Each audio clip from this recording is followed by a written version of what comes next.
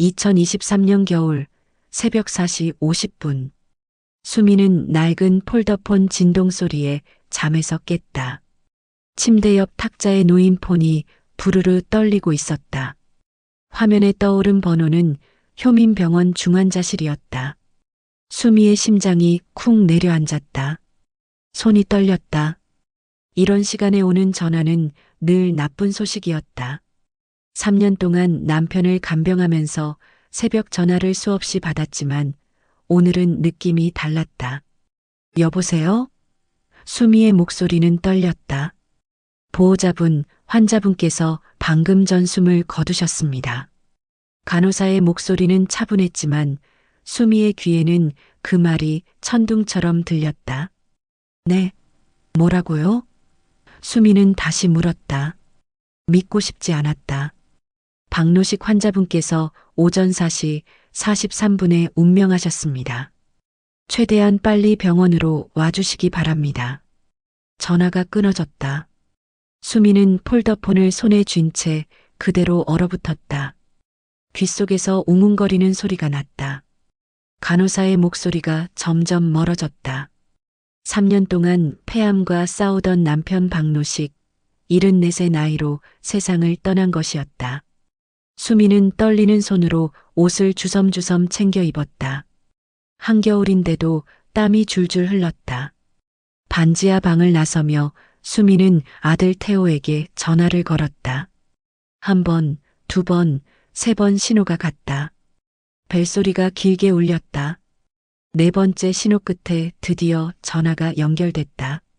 여보세요? 아들의 목소리는 들뜬 분위기였다. 배경에서 경쾌한 음악 소리가 들렸다. 아이들 웃음소리도 섞여 있었다. 공항 안내방송 소리도 희미하게 들렸다. 태호야, 엄마야. 수미는 목이 메어 말을 잇지 못했다.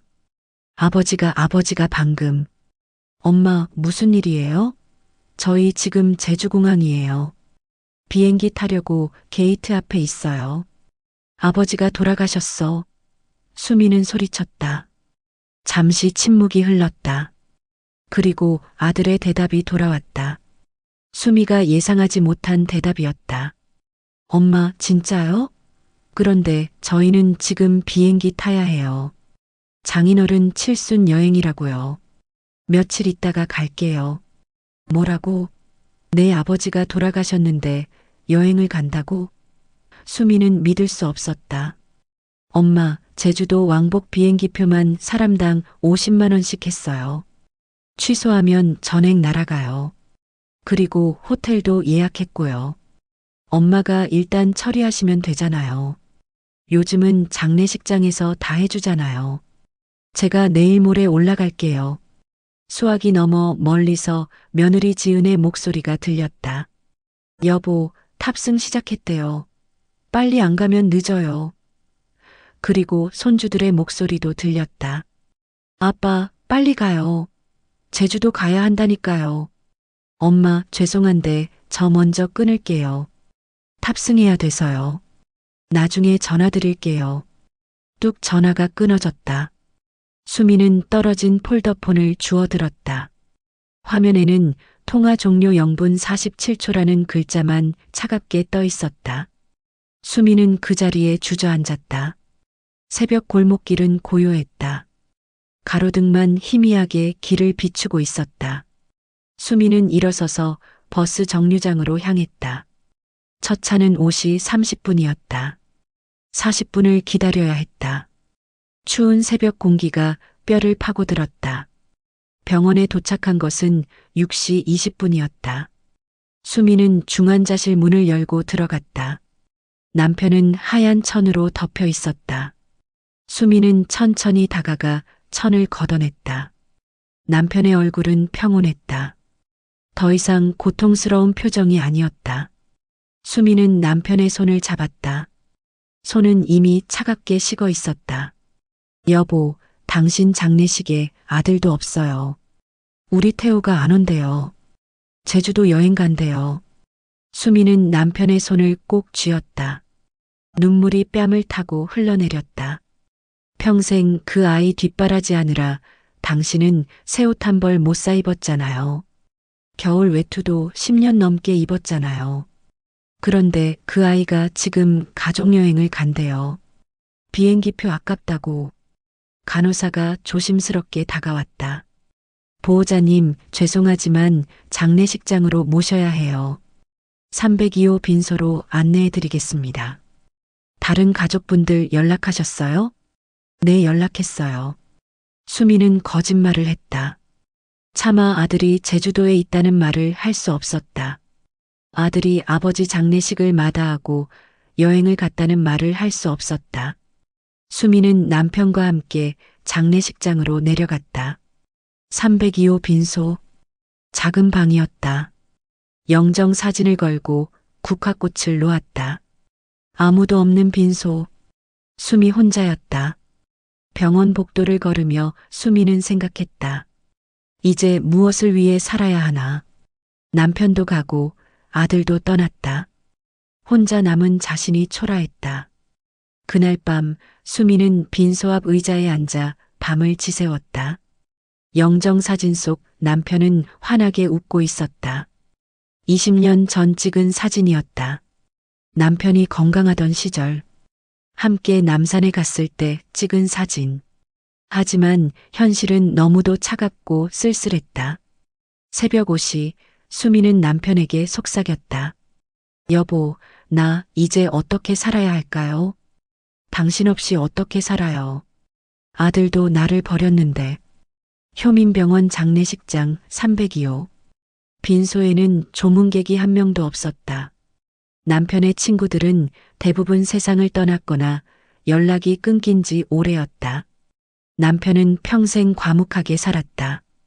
친구를 많이 사귀는 성격이 아니었다. 가족만 있으면 된다고 했다. 그 가족마저 지금은 없었다. 아들 태호는 제주도에 있었고 며느리 지은은 전화조차 받지 않았다. 손주들은 할아버지 얼굴도 제대로 기억하지 못할 것이었다. 10살, 8살. 요양병원에 누워 계신 할아버지를 본 적이 거의 없었다.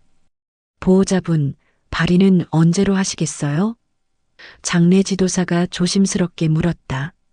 50대 중반쯤 되어 보이는 남자였다.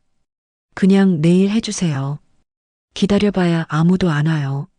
수미는 지친 목소리로 답했다. 가족분들은요? 아드님이나 따님은 안 계세요? 아들이 있긴 한데 바빠서 못 와요. 수미는 고개를 숙였다. 거짓말을 하는 자신이 너무 비참했다. 다른 빈소에서는 조문객들이 북적이고 음식 냄새가 났다. 하지만 302호는 조용했다. 국화꽃 향기만 가득했다. 그때 문이 열리며 3명의 간호사가 들어왔다. 수미는 고개를 들었다. 남편이 3년 동안 입원해 있던 요양병원 간호사들이었다. 제일 나이 많은 간호사 김 선생, 그리고 젊은 간호사 2명. 김 선생이 국화꽃 한 다발을 내밀었다. 할머니, 박 선생님 마지막 가시는 길인데 저희가 와야죠. 이렇게 조촐하게 보내드릴 수는 없잖아요. 김 선생의 눈가가 붉어졌다. 고맙습니다. 정말 고마워요. 수미는 꽃다발을 받으며 눈물을 흘렸다. 제 아들도 안 왔는데 선생님들이 와주시니. 아드님은 어디 계세요? 가족여행이래요. 장인어른 칠순이라고 제주도 갔어요. 수미는 떨리는 목소리로 말했다. 3명의 간호사는 서로 눈빛을 교환했다. 아무도 말하지 않았지만 모두 같은 생각을 했다. 어떻게 아버지 장례식을 마다하고 여행을 갈 수 있나? 젊은 간호사 한 명이 조심스럽게 물었다. 할머니, 3년 동안 매주 오시는 거 봤어요. 비 오는 날도, 눈 오는 날도. 할머니처럼 성심껏 간병하시는 분 처음 봤어요. 당연한 거예요. 남편인데. 수미는 고개를 저었다. 50년을 함께 살았는데 마지막까지 옆에 있어줘야죠. 김 선생이 수미의 손을 잡았다. 할머니, 이제 할머니도 건강 챙기세요. 3년 동안 너무 고생하셨어요. 장례식 이틀째 되는 날 남편의 동생 박태진이 부산에서 올라왔다. 새벽 첫 차 KTX를 타고 왔다고 했다. 영정 앞에서 절을 하고 나서 태진은 수미를 봤다. 형수님, 태호는 어디 있어요? 제주도 여행 갔어. 수미는 담담하게 말했다. 뭐, 형이 돌아가셨는데? 태진의 목소리가 커졌다. 빈소 밖에서 사람들이 쳐다봤다. 아니, 그게 말이 돼요? 장례식에 아들이 없다니. 조용히 해요. 사람들 쳐다봐요. 수미가 말했지만 태진은 멈추지 않았다. 형수님, 이건 아니잖아요. 아무리 장인어른 칠순이라도 친아버지 장례식이 우선이죠. 태진은 주먹을 불끈 쥐었다. 그만해요. 이미 간 거 어쩔 수 없잖아요. 형수님, 요양병원비는 누가 냈어요? 3년 동안 매달 700만 원씩 나갔잖아요. 대학병원 입원비 빼고도 요양병원만 2억이 넘게 들었어요. 내가 냈어. 파출부 일하면서 조금씩 모았어. 태진은 가방에서 서류 봉투를 꺼냈다. 형한테 받은 거예요. 형이 2년 전에 주면서 혹시 모르니까 갖고 있으라고 했어요. 형이 뭔가 예감하셨나 봐요. 봉투 안에는 요양병원 납부 내역서가 들어 있었다.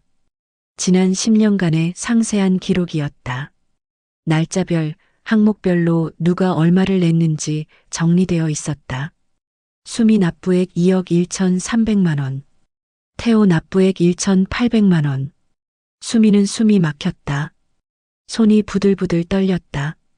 내가 이렇게 많이 냈어? 2억이 넘게. 형수님, 이거 보세요. 태호는 첫 해에 딱 1,000만 원 넣고 그 다음부터는 1년에 100만 원도 안 넣었어요. 명절 때 딱 100만 원씩. 그것도 안 넣은 해도 있어요. 그럼 나머지는 다 내가 낸 거야? 네. 형수님이 파출부 일하면서 번 돈 거의 다 여기 들어간 거예요. 태진은 이를 갈았다. 형수님, 태호 그 자식은 아들도 아니에요. 형이 살아계실 때도 1년에 한 번 올까 말까 했어요. 그런데 형수님은 매주 갔잖아요. 왕복 4시간씩 걸리는데도. 그래도 내 아들인데 뭐 수미는 눈물을 닦았다. 아들이 뭐가 중요해요? 사람이 먼저죠. 형수님, 이건 그냥 넘어가면 안 돼요. 태호한테 따져야 해요. 그날 밤 수미는 잠들지 못했다. 납부 내역서를 계속 들여다봤다. 10년 2억 1천만 원. 파출부로 하루 8만 원씩 벌며 모은 돈이었다.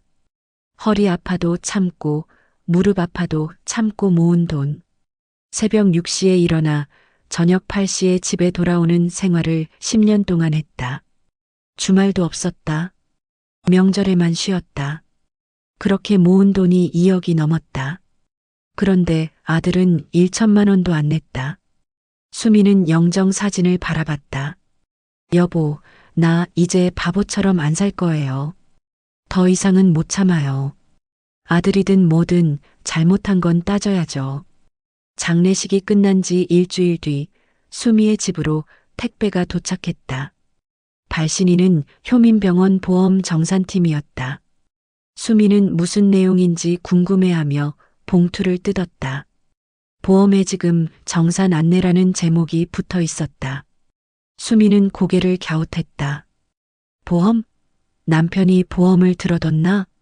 봉투 안에는 A사 용지 3장과 통장 사본, 그리고 편지 한 장이 들어 있었다. 수미는 먼저 편지를 펼쳤다. 남편의 손글씨였다. 떨리는 글씨. 병원에 입원하기 직전에 쓴 것 같았다.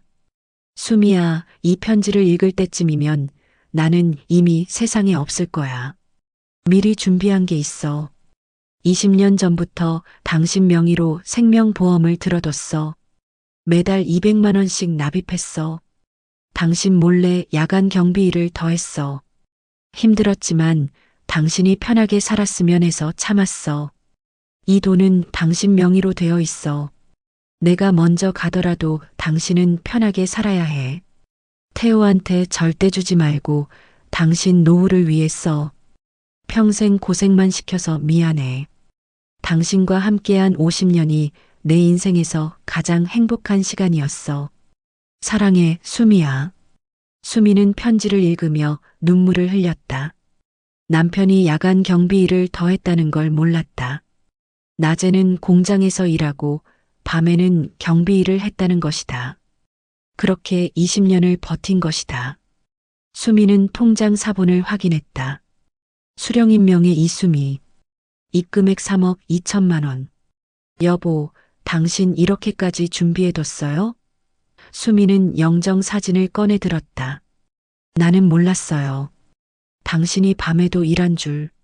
매일 피곤해 보여서 물었는데 나이 들어서 그렇다고만 했잖아요.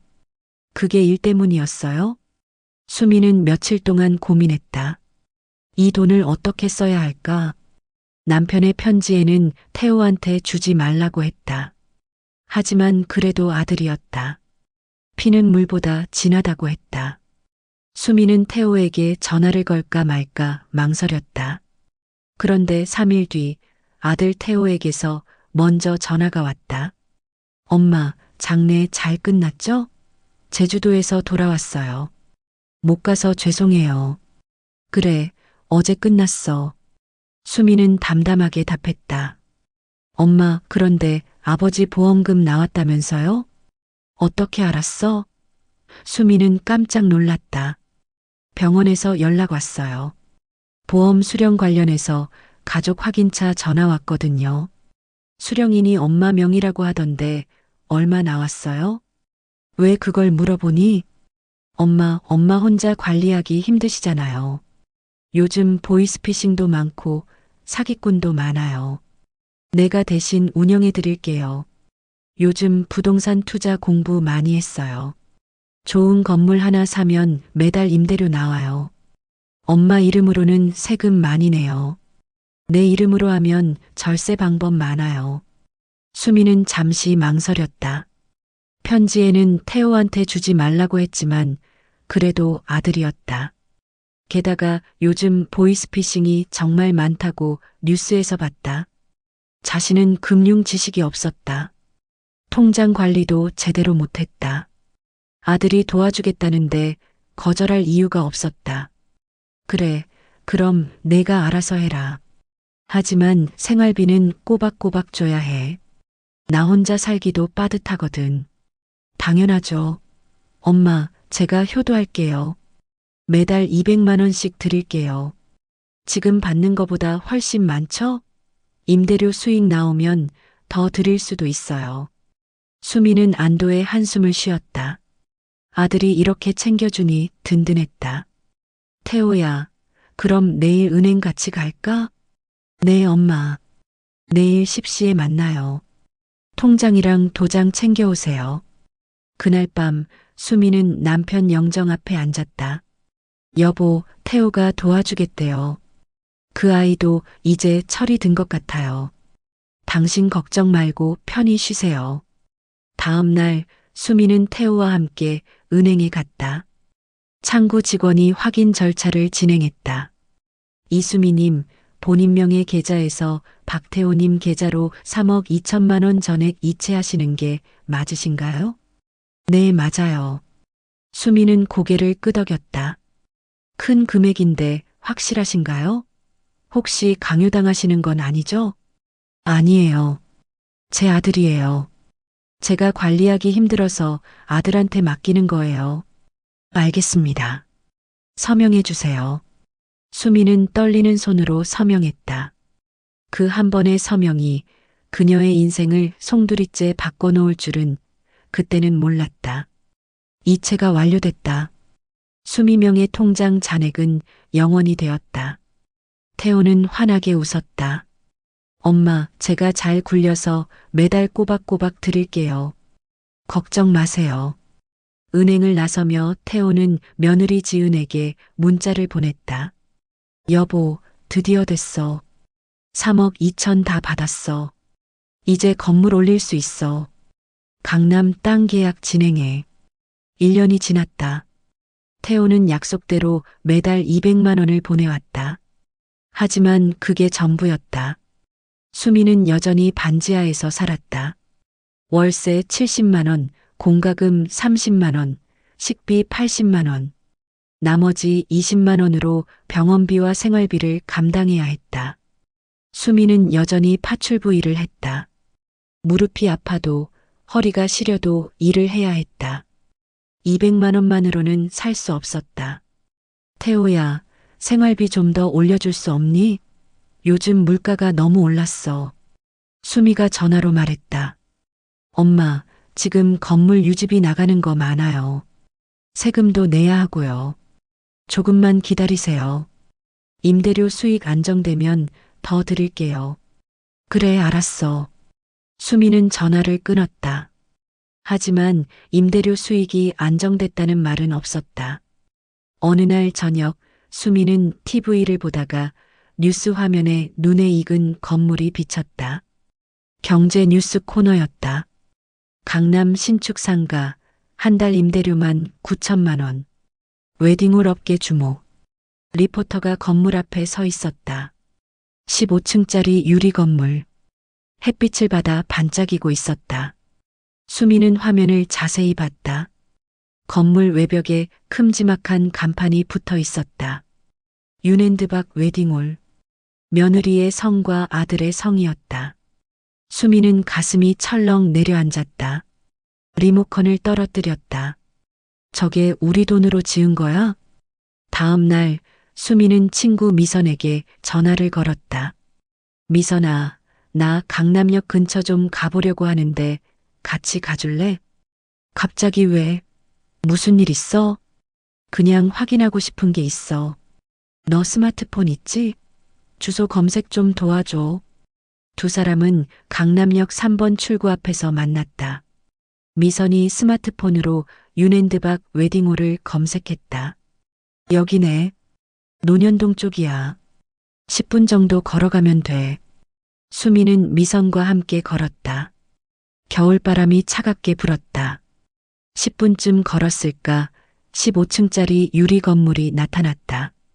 1층에는 화려한 꽃 장식이 되어 있었다. 흰색 장미, 백합, 안개꽃. 며느리 지은이 하얀 드레스를 입고 손님을 맞고 있었다. 어머, 저게 지은이 아니야? 미선이 놀라 말했다. 수미는 입술을 깨물었다. 건물 앞 안내판에는 이렇게 적혀 있었다. 윤앤드박 웨딩홀, 대표 윤지은 박태호. 서울 강남구 논현동 245-3. 수미는 그 주소를 보고 다리에 힘이 풀렸다. 미선이 부축했다. 수미야, 괜찮아? 얼굴이 새하얘졌어. 미선아, 저 주소 우리 집 주소야. 뭐? 수민의 옛날 집? 응. 내가 30년 동안 살던 집. 2016년에 팔았어. 태호가 재개발 들어간다고 해서. 재개발? 근데 건물이 새로 올라갔잖아. 그러게. 재개발은 거짓말이었어. 수미는 눈물을 흘렸다. 나는 아직도 반지하에 사는데 저 아이는 저렇게 큰 건물을 가졌어. 남편이 나 편하게 살라고 남긴 돈인데. 두 사람은 건물 앞을 서성였다. 1층 로비로 신부와 신랑이 들어갔다. 하객들이 박수를 쳤다. 샴페인이 터졌다. 화려한 풍선이 날아올랐다. 수미는 그 모습을 멍하니 바라봤다. 저 안에서 며느리는 웃고 있었다. 아들도 웃고 있었다. 손주들도 뛰어다니고 있었다. 하지만 수미는 건물 밖에 서 있었다. 추운 겨울바람을 맞으며. 미선아, 나 집에 가야겠어. 더 이상 못 보겠어. 그날 밤 수미는 잠들지 못했다. 남편의 영정사진을 바라보며 중얼거렸다. 여보, 당신이 남긴 돈으로 나를 내쫓았어요. 우리 아들이 날 속였어요. 당신이 20년 동안 밤낮으로 일해서 모은 돈인데 그 돈으로 저 아이들은 강남에 건물을 짓고 나는 여전히 반지하에 살아요. 수미는 창문 밖을 봤다. 반지하 창문으로는 사람들의 발만 보였다. 하늘은 보이지 않았다. 수미는 남편의 편지를 다시 꺼내 읽었다. 태호한테 절대 주지 말고 당신 노후를 위해 써. 남편의 말을 지키지 못한 자신이 원망스러웠다. 여보, 미안해요. 당신 말을 안 들어서 내가 바보였어요. 일주일 뒤 수미의 집으로 택배가 도착했다. 반지하 현관문 앞에 놓인 상자. 발신인은 윤앤드박 웨딩홀이었다. 수미는 떨리는 손으로 상자를 집 안으로 가져왔다. 테이프를 뜯었다. 안에는 고급스러운 초대장이 들어 있었다. 금박으로 장식된 두꺼운 종이였다. 윤앤드박 웨딩홀 오픈 3주년 기념 행사. 가족 여러분을 초대합니다. 2024년 2월 14일 오후 7시 1층 그랜드홀에서 초대장과 함께 명함 한 장이 떨어졌다. 수미는 명함을 집어들었다. 대표이사 윤지은, 윤앤드박 웨딩홀. 명함 뒷면에는 건물 주소가 금색 글씨로 인쇄되어 있었다. 서울특별시 강남구 논현동 245-3번지. 수미는 그 주소를 보고 눈이 휘둥그레졌다. 손에서 명함이 떨어졌다. 이게 무슨 소리야? 수미는 명함을 다시 집어들었다. 주소를 몇 번이나 다시 읽었다. 245-3번지. 틀림없었다. 바로 수미와 남편이 30년 동안 살았던 집 주소였다.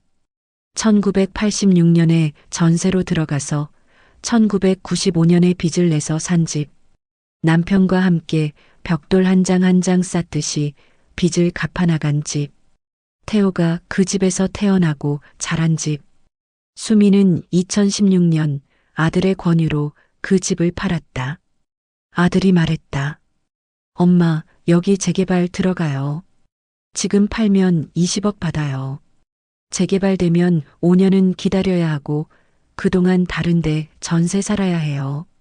엄마 나이에 그게 쉽지 않잖아요. 지금 팔고 편한 대로 이사 가세요. 수미는 그 말을 믿었다. 재개발 소식은 동네 반상회에서도 들었다. 이장님도 그렇게 말했다. 그래서 집을 팔았다. 20억을 받았다. 그중 15억은 태호가 가져갔다. 엄마, 제가 좋은데 투자해서 불려드릴게요. 5억은 엄마가 전세 계약하세요. 수미는 5억으로 지금의 반지하 전세를 얻었다. 나머지 15억은 태호에게 맡겼다. 그런데 재개발은 없었다. 그 자리에 15층 건물이 올라갔다. 며느리 이름으로. 수미는 당장 아들에게 전화를 걸었다. 태호야, 이게 뭐니? 우리 집이 재개발 들어간다고 했잖아. 엄마, 무슨 말씀이세요? 태호의 목소리는 당황한 기색이 없었다. 윤앤드박 웨딩홀. 그거 우리 집 자리잖아. 논현동 245-3번지. 아, 그거요. 엄마, 계획이 바뀐 거예요. 재개발 무산되고 민간 건축으로 전환됐어요. 구청에서 허가 안 나왔거든요. 그럼 왜 나한테 말 안 했어? 그 땅은 내 땅이었잖아. 20억 받고 팔았는데 내가 그 자리에 건물 올린 거야? 엄마, 그때 이미 계약 끝난 거예요. 제가 어쩔 수 없었어요. 그리고 그 땅은 엄마가 팔아서 이미 남의 땅 됐잖아요. 거짓말. 그 건물에 내 이름 붙어 있더라. 윤앤드박이라고. 엄마, 저희가 건물주한테 임대한 거예요. 그냥 웨딩홀 이름이에요. 그럼 건물주가 누군데? 그건 제가 모르는 분이에요. 부동산 통해서 계약했어요. 넌 나한테 거짓말하고 있어. 수미는 목소리를 높였다. 내일 당장 만나자. 제대로 이야기하자. 엄마, 저 지금 부산 출장이에요. 다음 주에 뵐게요. 전화가 끊겼다. 수미는 폴더폰을 바닥에 내던졌다. 화면이 깨졌다. 미선이 전화를 걸어왔지만 받을 수 없었다. 수미는 그 자리에 주저앉아 울었다. 30년을 살던 집, 남편과 함께 꾸린 보금자리, 그 집이 아들의 건물이 되어 있었다. 다음 날 아침 미선이 집으로 찾아왔다. 수미야, 전화 왜 안 받아? 걱정돼서 왔잖아. 미선아, 나 완전히 속은 거야. 재개발은 거짓말이었어. 우리 집 그 자리에 웨딩홀 지은 거야. 수미는 초대장과 명함을 보여줬다. 미선은 명함을 보고 입을 다물지 못했다. 이 주소 수민의 옛날 집 주소잖아. 그래. 태호가 나한테 거짓말한 거야. 재개발 들어간다고 해놓고 자기가 건물 올린 거야. 수미야, 그럼 지금 당장 등기부등본 떼봐야 해. 그 집이 누구 명의인지 확인해야 한다고. 응, 나도 그래야 할 것 같아. 뭔가 이상해. 수미는 일어섰다. 미선아, 구청 같이 가줄래? 두 사람은 강남구청 민원실로 향했다. 논현동 245-3번지 등기부등본 발급해 주세요. 수미가 직원에게 말했다. 신분증 주세요. 직원이 컴퓨터를 두드렸다. 프린터에서 종이가 나왔다. 수미는 떨리는 손으로 종이를 받았다. 첫 줄에 적힌 소유주 이름. 이수미. 뭐라고? 수미는 소리쳤다. 민원실 사람들이 쳐다봤다. 소유주가 나라고? 미선이 등기부등본을 빼앗아 봤다. 수미야, 진짜네. 내 이름으로 되어 있어. 수미는 그 자리에 주저앉았다. 다리에 힘이 풀렸다. 직원이 놀라 물을 가져다 줬다. 괜찮으세요? 저게 제 이름이라고요? 네. 2015년 11월 20일 박노식 씨가 배우자 이수미 씨에게 증여한 것으로 되어 있네요. 그 이후로 소유주 변경 기록은 없어요. 지금도 이수미님 명의예요. 그럼 내가 집을 판 게 아니라는 거예요?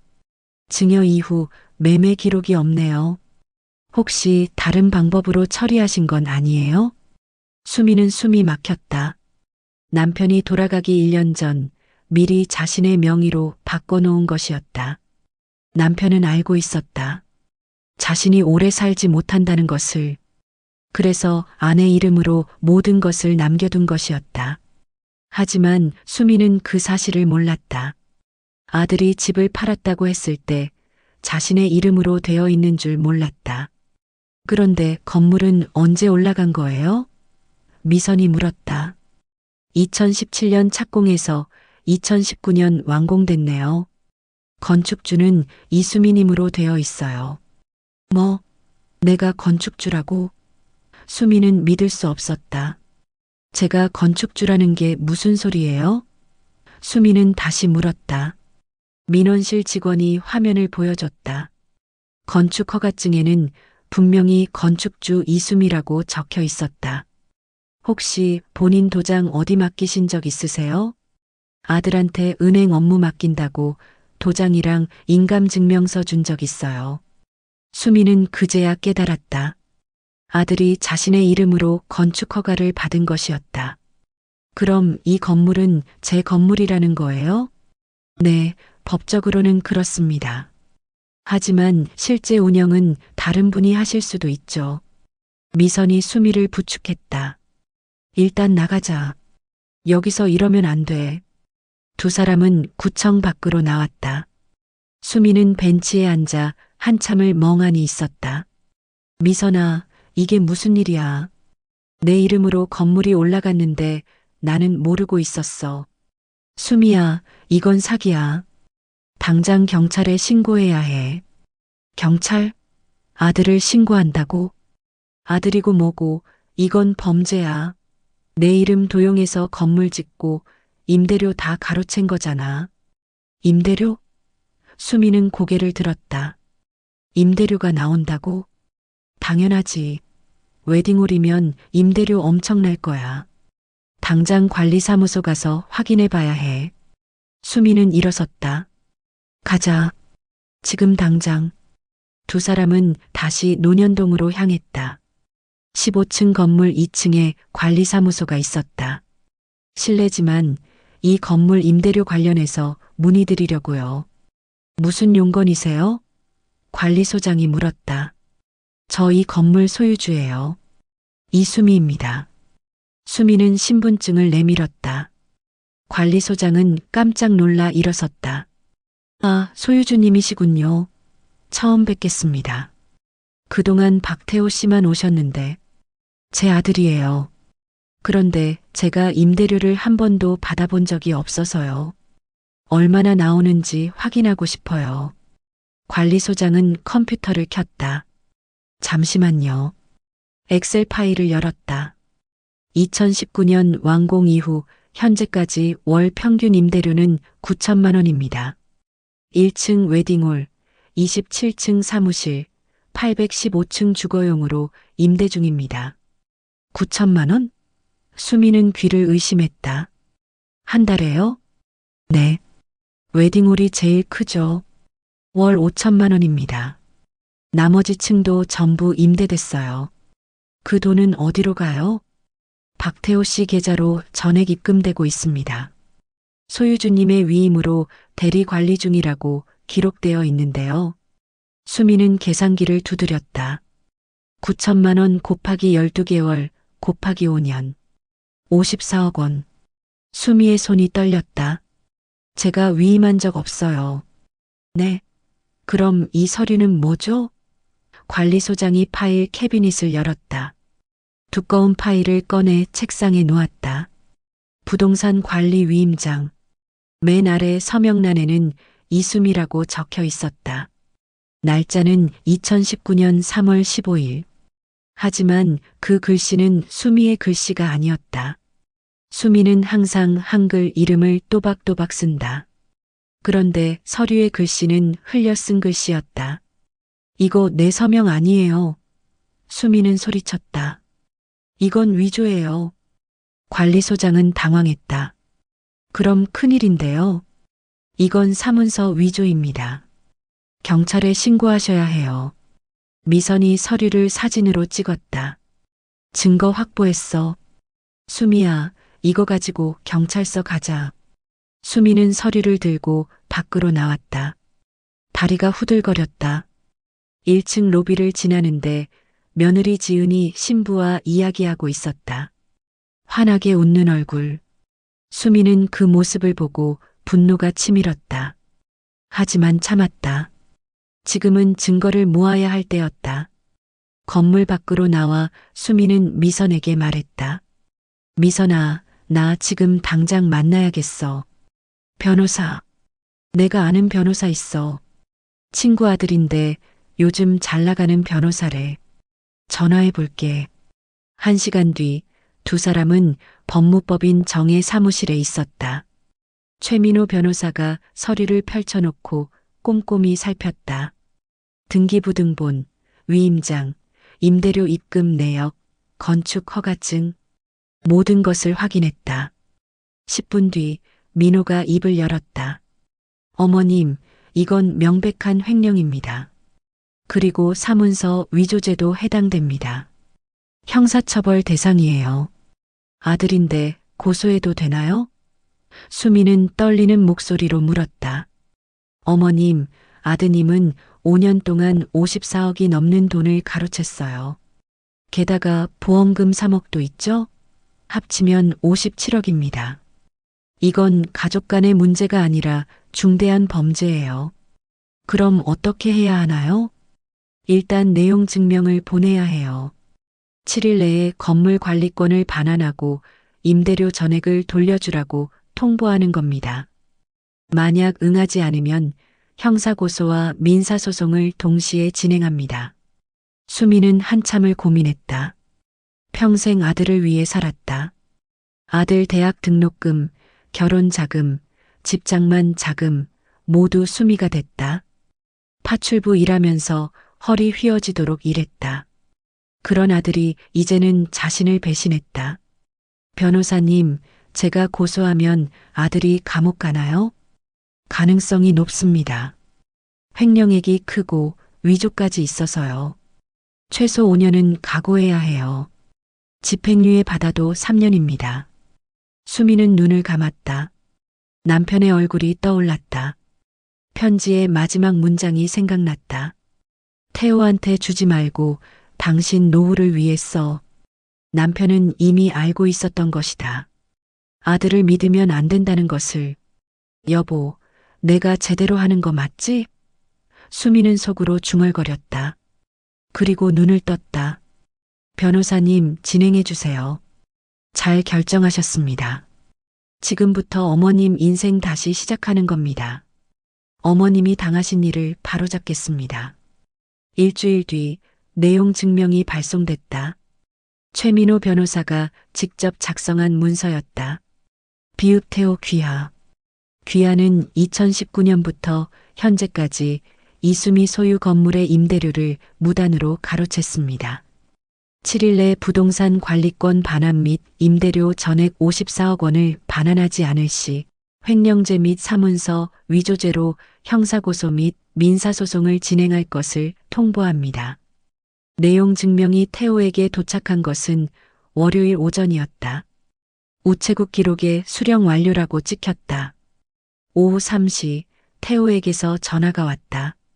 수미는 한참을 망설이다가 전화를 받았다. 엄마, 이게 뭐예요? 갑자기 왜 이러세요? 태호의 목소리는 다급했다. 내가 한 짓 이제 다 알았어. 그 건물 내 이름으로 되어 있더라. 그런데 넌 5년 동안 임대료를 혼자 가져갔지. 54억. 엄마, 오해예요. 그 돈으로 건물 유지비 내고 세금 내고 대출 이자 갚고 했어요. 남은 거 없어요. 거짓말. 관리사무소에서 확인했어. 모든 비용 제하고도 월 7천만 원 넘게 내 통장에 들어갔어. 5년이면 42억이야. 엄마, 그건 제가 설명할게요. 지금 당장 찾아뵐게요. 더 이상 변명하지 마. 나 변호사 선임했어. 법정에서 보자. 수미는 전화를 끊었다. 손이 떨렸지만 후회는 없었다. 이제 더 이상 속지 않을 것이다. 5분 뒤 태호에게서 문자가 쏟아졌다. 엄마, 제발 고소는 풀어주세요. 제가 잘못했어요. 무릎 꿇을게요. 엄마, 제발이요. 저 감옥 가면 애들은 어떡해요? 지은이가 임신했어요. 셋째예요. 하지만 수미는 답장하지 않았다. 대신 민호 변호사에게 문자 스크린샷을 보냈다. 변호사님, 이런 문자 왔어요. 민호가 답장했다. 무시하세요. 협박이나 회유에 넘어가시면 안 됩니다. 증거로 보관하겠습니다. 그날 저녁 며느리 지은에게서 전화가 왔다. 어머니, 저 지은이에요. 제발 고소 취하해 주세요. 저희가 잘못했어요. 넌 임신했다며? 축하한다. 그런데 그 아이 키울 돈은 어디서 났니? 내 건물 임대료로 키운 거 아니니? 어머니, 제발이요. 태호가 감옥 가면 저는 어떻게 해요? 애들은요? 너희가 나한테 한 짓 생각해봐. 나는 반지하에서 파출부 일하면서 살았어. 너희는 강남에 건물 가지고 호의호식했지. 이제 그 대가를 치러야지. 어머니. 지은이 울부짖었지만 수미는 전화를 끊었다.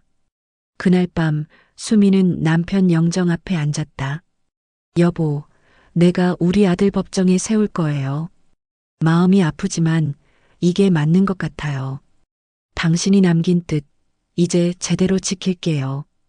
당신이 20년 동안 밤낮으로 일해서 모은 돈, 당신이 내 이름으로 남겨준 집, 이제 제대로 지킬게요. 다음 날 태호가 집 앞에 나타났다. 무릎을 꿇고 울었다. 엄마, 제발이요. 제가 다 잘못했어요. 용서해 주세요. 넌 아버지 장례식에도 안 왔지. 제주도 여행 갔잖아. 그건 죄송해요. 넌 아버지 요양비도 거의 안 냈어. 10년 동안 1천만 원도 안 냈지. 나는 2억 넘게 냈어. 파출부 일하면서. 엄마, 제가 잘못했어요. 넌 아버지가 남긴 보험금 3억도 가로챘어. 내 이름으로 된 건물 임대료 54억도 가로챘지. 합치면 57억이야. 넌 5년 동안 나한테서 57억을 훔친 거야. 태호는 고개를 숙였다. 아무 말도 하지 못했다. 수미는 문을 닫았다. 법정에서 보자. 이제 끝이야. 2주 뒤 검찰에 고소장이 접수됐다. 횡령죄, 사문서 위조죄. 태호는 소환됐다. 조사를 받았다. 증거는 명백했다. 위임장 필적 감정 결과 수미의 글씨가 아니었다. 임대료 입금 내역도 모두 태호 계좌로 들어갔다. 태호는 변명할 수 없었다. 한 달 뒤 1차 공판이 열렸다. 수미는 법정에 섰다. 태호는 피고석에 앉아 있었다. 며느리 지은은 방청석에서 울고 있었다. 판사가 물었다. 원고, 최후 진술 있습니까? 수미는 일어섰다. 재판장님, 저는 평생 아들을 위해 살았습니다. 파출부 일하면서 아들 대학 보내고 결혼시키고 집 장만해줬습니다. 남편이 아플 때도 혼자 간병했습니다. 남편이 돌아가실 때 아들은 여행을 갔습니다. 그리고 남편이 저를 위해 남긴 모든 것을 아들이 가져갔습니다. 저는 이제 제 인생을 찾고 싶습니다. 정의를 찾고 싶습니다. 법정은 조용했다. 판사는 고개를 끄덕였다. 피고 할 말 있습니까? 태호는 고개를 숙인 채 아무 말도 하지 못했다. 2개월 뒤 법원 판결이 나왔다. 2024년 5월 3일 맑은 봄날이었다. 하늘은 파랗고 햇살은 따뜻했다. 벚꽃이 흩날리고 있었다. 수미는 민호 변호사와 함께 법원에 섰다. 법정 안은 사람들로 가득했다. 방청객들이 앉아 있었다. 언론사 기자들도 몇 명 보였다. 노모를 속인 아들의 57억 횡령 사건으로 뉴스에 나왔기 때문이었다. 판사가 판결문을 읽기 시작했다. 2024고단 1527호 횡령 및 사문서 위조 사건. 피고 박태호는 2019년부터 2024년까지 원고 이수미 소유 건물의 임대 수익을 무단으로 횡령하였고 원고의 서명을 위조하여 관리 위임장을 작성하였다. 이는 형법 제355조 횡령죄 및 제231조 사문서 위조죄에 해당한다. 법정은 조용했다. 판사의 목소리만 울려 퍼졌다. 피고 박태호는 원고 이수미에게 임대수익 54억 원 전액을 반환하고 보험금 3억 2천만 원을 반환한다. 총 57억 2천만 원. 또한 사문서 위조죄로 징역 2년 집행유예 3년에 처한다. 집행유예 기간 중 사회봉사 500시간을 명한다. 이상 선고한다. 쾅 판사가 망치를 내렸다. 수미는 눈을 감았다. 가슴속 무거운 짐이 내려가는 느낌이었다. 3년 동안 쌓인 분노, 배신감, 슬픔이 한꺼번에 사라지는 것 같았다. 법정 뒤쪽에서 태호는 고개를 숙이고 있었다. 며느리 지은은 손수건으로 눈물을 닦고 있었다. 손주들도 와 있었다. 10살, 8살 아이들이 무슨 일인지도 모른 채 엄마 옆에 앉아 있었다. 수미는 그들을 바라봤다. 가슴이 아팠다. 여전히 자신의 손주들이었다. 아이들에게는 죄가 없었다. 하지만 후회는 없었다. 잘못은 바로 잡아야 했다. 법은 지켜져야 했다. 정의는 실현되어야 했다. 법원을 나서며 민호 변호사가 말했다. 어머님 축하드립니다. 정의가 이겼습니다. 쉬운 결정 아니셨을 텐데 용기 내주셔서 감사합니다. 고맙습니다, 변호사님. 변호사님 아니었으면 못했을 거예요. 혼자였으면 포기했을 거예요. 아닙니다. 어머님이 용기를 내셨기 때문입니다. 많은 분들이 가족이라는 이유로 참고 살아요. 부당한 일을 당해도 그래도 가족인데라고 하면서요. 하지만 어머님은 달랐어요. 잘못된 것은 바로 잡아야 한다고 생각하셨죠. 변호사님, 제가 잘한 걸까요? 아들을 고소한 게? 물론입니다. 어머님은 옳은 일을 하셨어요. 범죄는 범죄입니다. 피해자는 보호받아야 하고요. 3개월 뒤 건물 임대료와 보험금이 모두 수미의 계좌로 돌아왔다. 통장을 확인하는 순간 수미는 눈물을 흘렸다. 57억 2천만 원. 평생 본 적 없는 금액이었다. 수미는 반지하를 떠나 햇살 잘 드는 20평 아파트로 이사했다. 한강이 보이는 집이었다. 여의도 근처였다. 창문을 열면 한강이 보였다. 유람선이 지나갔다. 새들이 날아갔다. 베란다에는 남편의 영정사진과 화분을 놓았다. 장미, 국화, 안개꽃. 남편이 좋아하던 꽃들이었다. 매일 아침 물을 주었다. 꽃들은 무럭무럭 자랐다. 여보, 봄이 왔어요. 이제 당신이 남긴 돈 제대로 쓸게요. 당신이 원하던 대로 살게요. 혼자 좋은 곳에 쓰지 않고 어려운 사람들과 나눌게요. 수미는 남편이 3년 동안 입원했던 효민요양병원에 10억을 기부했다. 환자분들께 좋은 식사와 치료 제공해 주세요. 제 남편처럼 고생하시는 분들 도와주세요. 매일 죽만 드시는 분들 많잖아요. 가끔은 고기도 드실 수 있게 해주세요. 병원장이 감사패를 전달했다. 로비에는 이수미 후원자 명패가 걸렸다. 병원을 방문할 때마다 환자들이 인사를 했다. 할머니, 고맙습니다. 어제 갈비찜 먹었어요. 또 5억은 저소득 노인 의료비 지원 재단에 기부했다. 저처럼 파출부하면서 병원비 걱정하는 어르신들 많아요. 그분들 도와주세요. 아파도 병원 못 가시는 분들이요. 재단에서 감사 편지를 보내왔다. 매달 지원 현황 보고서도 받았다. 100명이 넘는 어르신들이 도움을 받고 있었다.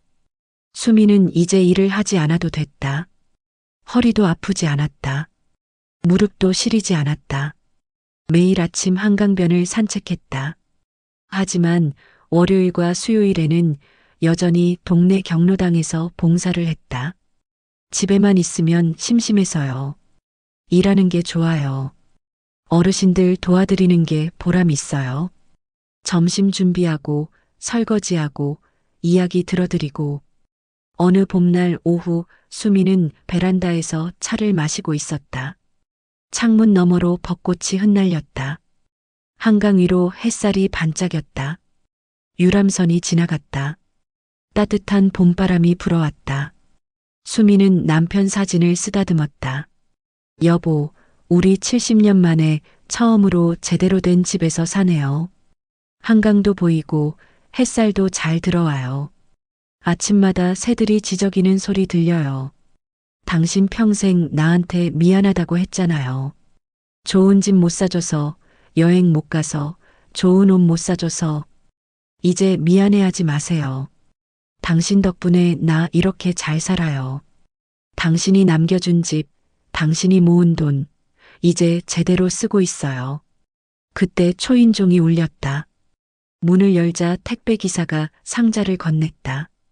발신인은 효민요양병원이었다. 상자를 열자 감사패와 편지가 들어 있었다. 이수미님의 기부로 저희 병원 환자 300명이 새로운 희망을 얻었습니다. 매달 특식 제공과 물리치료 확대가 가능해졌습니다. 환자분들이 모두 감사하다고 전해달라고 하셨습니다.